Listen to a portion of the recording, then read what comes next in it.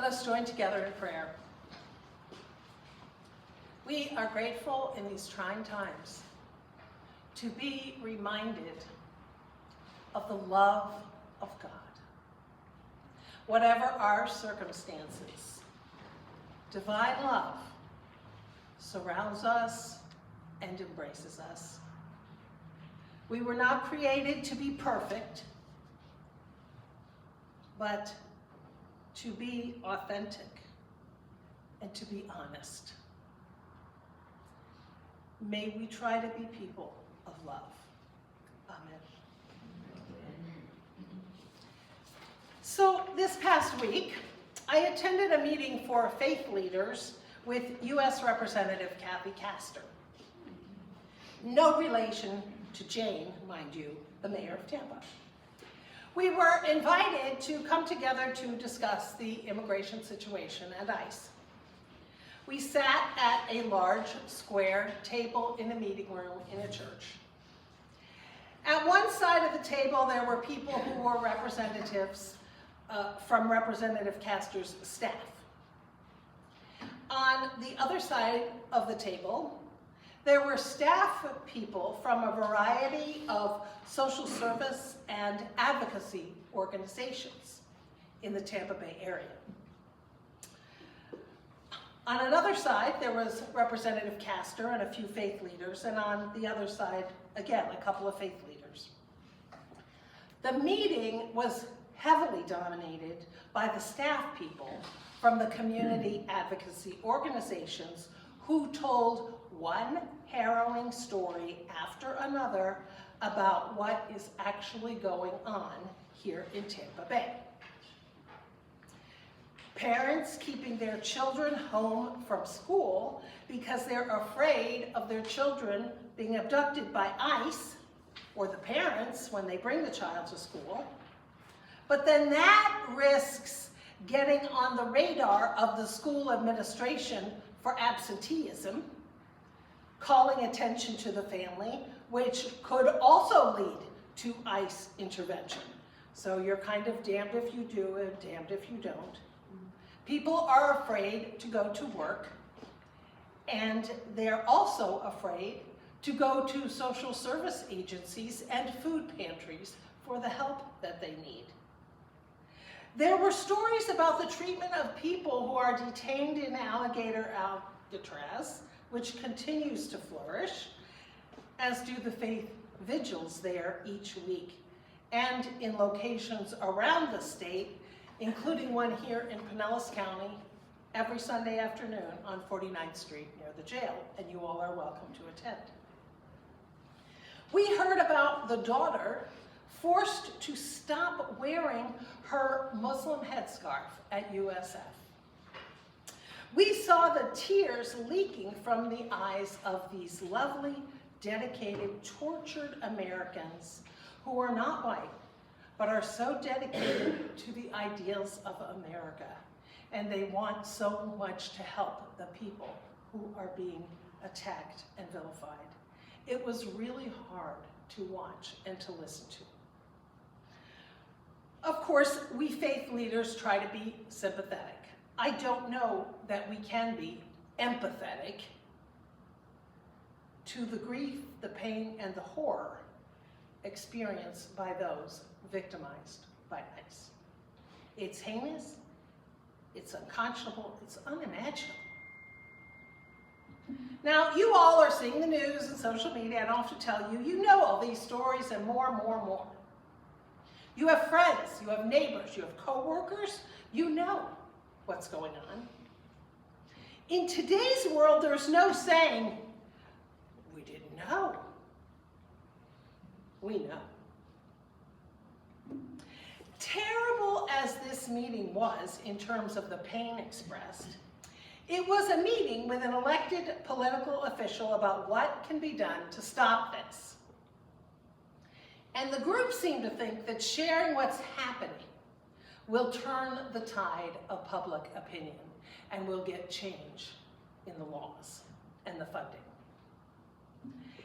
I've reflected deeply on this, and I'm wondering, If there had been people in the room for that meeting with Representative Castor who were white politicians that support the aims of ICE, when they heard the stories that were shared, would they have been filled with despair? Would they have been rocked to the core, deeply moved by sorrow and regret? I don't think so. I think they would have felt successful. Yes, it's working. The violence, the intimidation, they're succeeding. The people who aren't here legally, who aren't citizens, they don't belong here because they're not like us, and now they're afraid, and that's what we wanted. They're getting the message they're not wanted here, and they will leave or they will be removed. And new ones will finally stop coming. We are getting America back.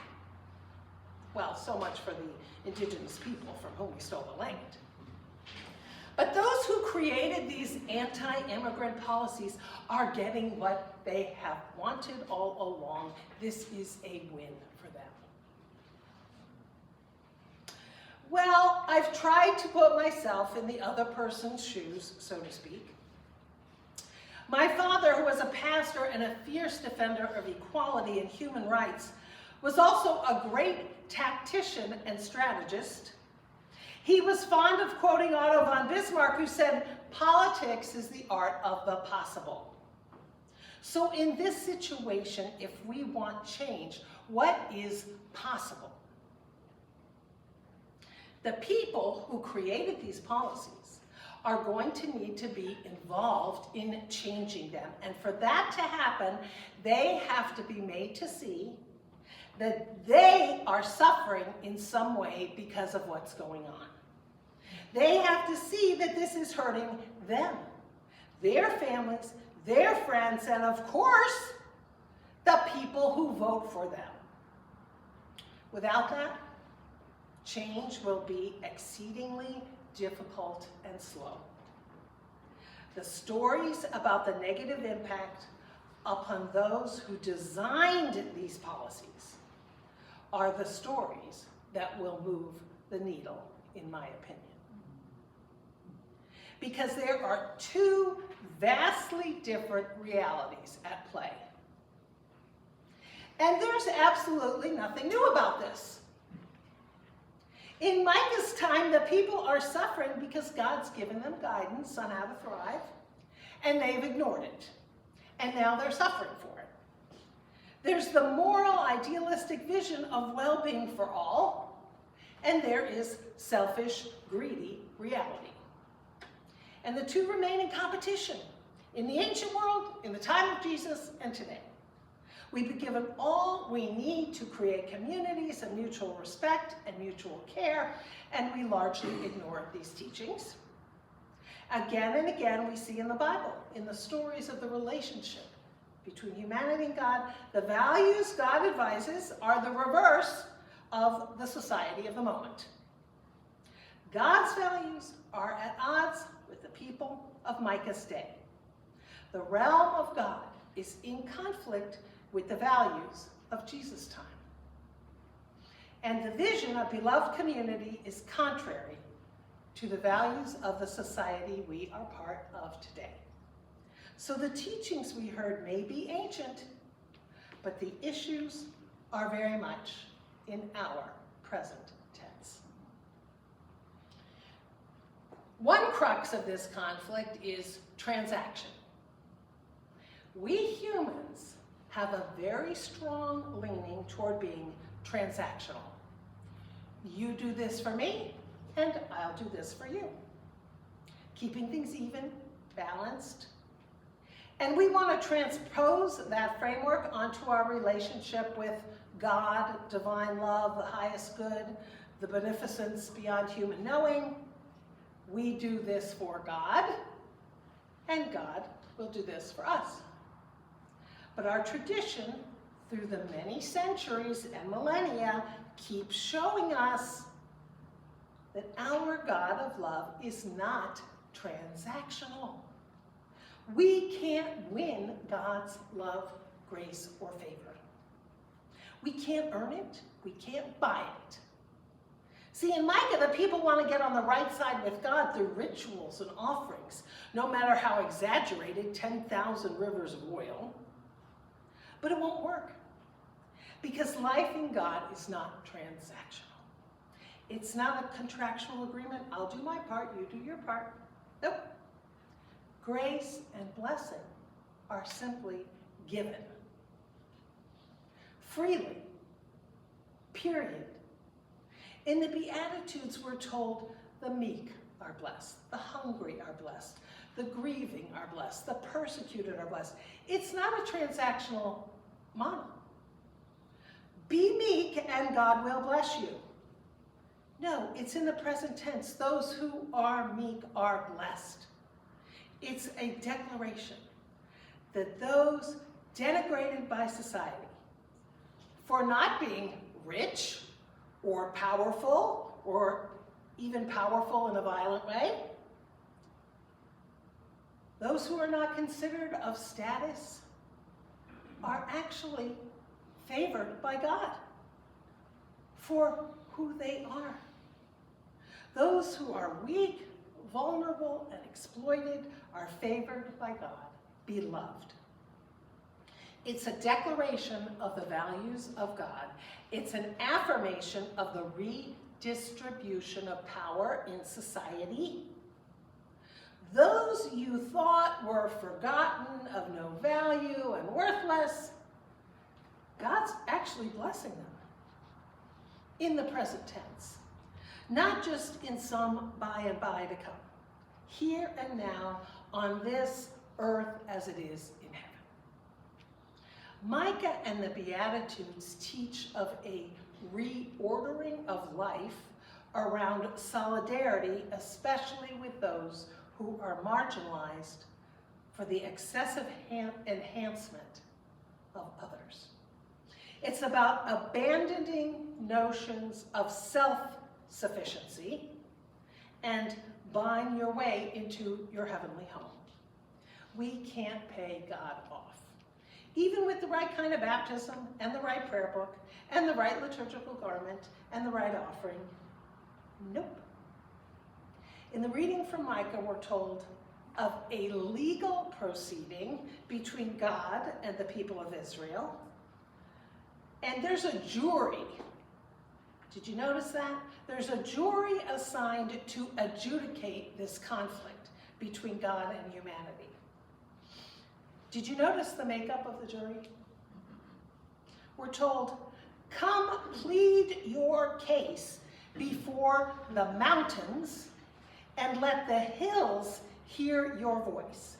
The mountains and the hills are to adjudicate this dispute between God and the people of God.